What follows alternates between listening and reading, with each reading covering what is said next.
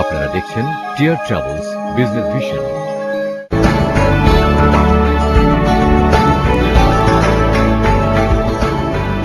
আবারও স্বাগত, দেখছেন টিয়ার ট্রাভেলস বিজনেস ভিশন।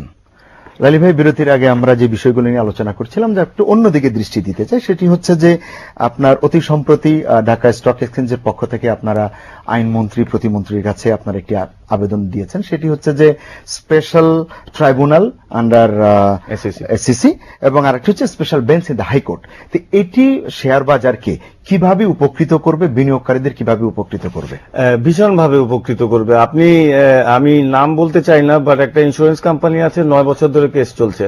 বিনিয়োগকারীরা কিন্তু খুব সমস্যার মধ্যে আছে। আপনার অনেকগুলা কোম্পানি, একটা অয়েল কোম্পানি 2 বছর ধরে কেস ছিল, এবং এইভাবে আই ক্যান কাউন্ট যে কতগুলো হয়েছে। আমি যেটা মনে করি যে যেটা সেবিতেও আছে, সেবির আন্ডারে একটা স্পেশাল ট্রাইব্যুনাল আছে এবং বিভিন্ন দেশে আছে। এই স্পেশাল ট্রাইব্যুনালটার কারণটা ছিল, আমরা কেন বললাম, এই কারণে যে পুঁজিবাজার এখন বিস্তৃতি লাভ করেছে। There will be lot of litigation সামনে ফিউচারে, আমরা যেটা মনে করি। সো এই জন্য আমরা চেয়েছি যে পুঁজিবাজার সংক্রান্ত যত কেস, যত লিটিগেশন, এগুলো প্রাথমিকভাবে এই ট্রাইব্যুনালটা একটা রায় দেবে। যদি কোনো এগ্রিভ ব্যক্তি থাকে, he can go to the high court, এবং সেই জন্য আমরা হাইকোর্টে একটা স্পেশাল বেঞ্চ, সো দ্যাট টাইমটা যাতে বেশি না লাগে, আমরা এই টাইমটা যাতে সেভ করতে পারি। 9 বছর, 10 বছর, 5 বছর, 2 বছর, এতে করে বাজার যেমন ক্ষতিগ্রস্ত হয় এবং সার্বিকভাবে কিন্তু ইনভেস্টররাও ক্ষতিগ্রস্ত হয়, কোম্পানিও কিছু খানিকটা হয়। সো এই জিনিসটাকে আমরা কমাবার জন্য, এই জিনিসটাকে আমরা সঠিক জায়গায় নিয়ে আসার জন্য, যে everything will be dealt in the SEBI ACC tribunal, যেটা হয়তো 1 মাস 1.5 মাসের ভিতরে আপনি ওখান থেকে রিলিজ হতে পারবেন ম্যাক্সিমাম।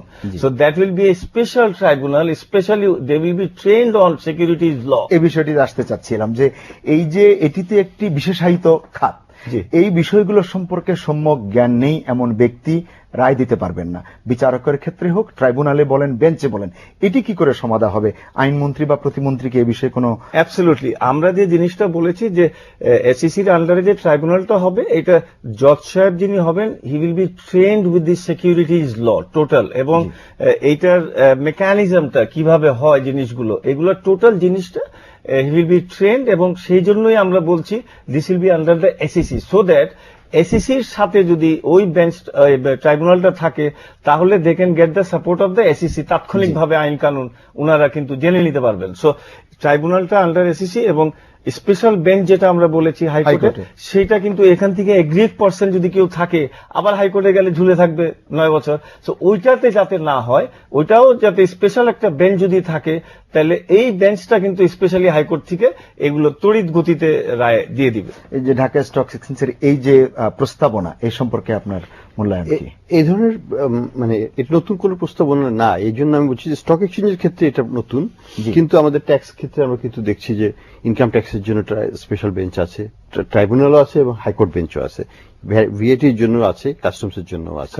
তো এটা ওই সেন্সে নতুন কোনো বিষয় না, এবং এটা একটা ইম্পর্টেন্ট বিষয়। স্বচ্ছতার জন্য এটি করাই যেতে পারে। স্বচ্ছতা শুধু না, মানে justice delayed is justice denied. তো আমার কথা হলো যে যদি এই কেস একটার পর একটা জমে থাকে এবং বছরের পর বছর এক ধরনের স্থবিরতা নিয়ে আসে, যে বিজনেসটা ইম্প্যাক্টেড হচ্ছে তাদের কিন্তু ক্ষতি হয় এটাতে। হয়তো একজন ডাইরেক্টরের জন্য বাকি 15 জন ডাইরেক্টর ক্ষতিগ্রস্ত হয়ে গেলেন, বা তাদের যে শেয়ার হোল্ডার তাদের সবাই ক্ষতিগ্রস্ত হয়ে যেতে পারেন। তো এই জন্য যত তাড়াতাড়ি ডিসপিউটটা রিজলভ হয়, সেই জন্য স্পেশালাইজড বেঞ্চের প্রচলন আমাদের মতো থার্ড ওয়ার্ল্ড কান্ট্রিতে করা হয়ে থাকে। এটা একটা অ্যাডহক ইন্টারভেনশন যদিও অনেক ক্ষেত্রে, কারণ এটা অ্যাডহক এই জন্য যে আমাদের যে লিগ্যাল প্রসেসটাকে আমরা ঠিক এখনো কমার্শিয়াল ডিসপিউট রেজলিউশনের জন্য আমরা ওটাকে টিউন করতে পারি নাই। সেপারেট ট্র্যাকে নিয়ে এসে জাজদেরকে হায়ারিং এর মাধ্যমে যদি আমরা ওটাকে করতে পারতাম, তাহলে হয়তো এই ধরনের জিনিস দরকার হতো না।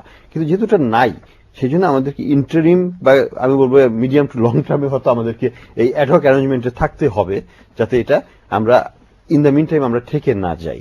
কিন্তু আলটিমেটলি আমি বলবো যে কমার্শিয়াল কোর্ট ডিসপিউট রেজলিউশনের জন্য সিস্টেমেটিক অ্যাপ্রোচ থাকা উচিত, এবং ট্রেন্ড জাজেস should be part of the legal system. একটি বিষয় নিয়ে আপনাদের দুজনের কাছেই আমি জানতে চাইবো, সেটি হচ্ছে যে আমাদের যে প্রণোদনার বিষয়টি ছিল, দীর্ঘ যে একটি প্রণোদনা পেয়েছিলাম আমরা, সেখানে বলা হয়েছিল লং টার্ম প্রণোদনার মধ্যে যে 6 মাসের মধ্যে বাস্তবায়ন করতে হবে, সেটি হচ্ছে ফিনান্সিয়াল রিপোর্টিং অ্যাক্ট। ইতিমধ্যে 4 মাস আমরা অতিক্রম করে ফেলেছি, এই সম্পর্কে আগে আপনার কাছ থেকে শুনতে চাই। জি, এটা খুবই জরুরি একটা বিষয়। তার কারণটা হলো যে যদি আপনার বুকস অফ অ্যাকাউন্টস যদি উইক থাকে এবং অডিটররা সেটাকে যদি স্ট্যাম্প লাগিয়ে দেয়, জি। তাহলে কিন্তু বিনিয়োগকারীরা কিন্তু ক্ষতিগ্রস্ত হয় জি। ইভেনচুয়ালি। তো সেইটাকে রোধ করার জন্য আমাদের মাননীয় অর্থমন্ত্রী একটা 6 মাসের প্রণোদনার মধ্যে এই একটা জিনিস দিয়েছিলেন যে ফাইন্যান্সিয়াল রিপোর্টিং অ্যাক্ট করার জন্য এবং ওইটার আন্ডারে একটা কাউন্সিল করার জন্য। সো কাজেই এইটাও আমরা কিন্তু ল মন্ত্রীকে বলেছি এবং আইনমন্ত্রী মহোদয় কিন্তু উনি খুব ইন্টারেস্ট নিয়েছেন এ ব্যাপারে এবং আমি খুব আশাবাদী যে এইটা অতি সত্বর হয়তো 2 মাসের ভিতরে হয়ে যাবে। তার কারণ এসিসি কিন্তু ধন্যবাদ দিয়ে যে উনারা একটা কাজ করে কিন্তু এটা অলরেডি মন্ত্রণালয়ে পাঠিয়ে দিয়েছেন। সো কাজেই এখানে আমার মনে হয় যে অনেকে হয়তো এটা ঠিক মতো মেনে নিতে পারছেন না, এটার সাথে ইনভলভ যারা আছেন, বাট আমার মনে হয় যে এইটা জাতির জন্য খুব প্রয়োজন। কারণটা হলো কর্পোরেট ওয়ার্ল্ডে যদি আপনার অ্যাকাউন্টস যদি ঠিক না থাকে তাহলে কিন্তু ইভেনচুয়ালি কান্ট্রি, দেশ এবং ইনভেস্টর কিন্তু ক্ষতিগ্রস্ত হয়। কারণ যদি অ্যাকাউন্টসটা সঠিক না থাকে তাহলে কিন্তু ট্যাক্সও আমি কম পাচ্ছি। সো কাজে এটা কিন্তু সব দিক দিয়ে কিন্তু খুব প্রয়োজনীয় একটা জিনিস। আমি খুব আশাবাদী যে আগামী 2 মাসের ভেতরে এটা হয়ে যাবে। আপনার মন্তব্য? না, এটা খুবই একটা ইম্পর্টেন্ট জিনিস, কারণ আমরা যদি অ্যাকাউন্টটাই ঠিক না থাকে তাহলে আমি ইনভেস্টর হিসেবে আমি কেন কোন কোম্পানিতে যাব, কি ভিত্তিটা কি? আমার তো ফার্স্ট থিং আমি দেখব ব্যালেন্স শিটটা কোথায়, ব্যালেন্স শিটের কোয়ালিটিটা কি, এবং আমি জানতে চাবো যে কোন ধরনের কোম্পানি এটাকে সার্টিফাই করেছে, এবং সেই সার্টিফিকেটের ভিত্তিতে আস্থা নিয়ে আমি আমার সঞ্চয়টাকে ওইখানে আমি খাটাবো। কিন্তু সত্যি কথা বলতে দুঃখজনক যে আমাদের দেশে এখনো অ্যাকাউন্টিং বিজনেসটা ওই ধরনের একটা হাই স্ট্যান্ডার্ড অফ প্রফেশনালিজমে যেতে পারে নাই, বিভিন্ন কারণে যেতে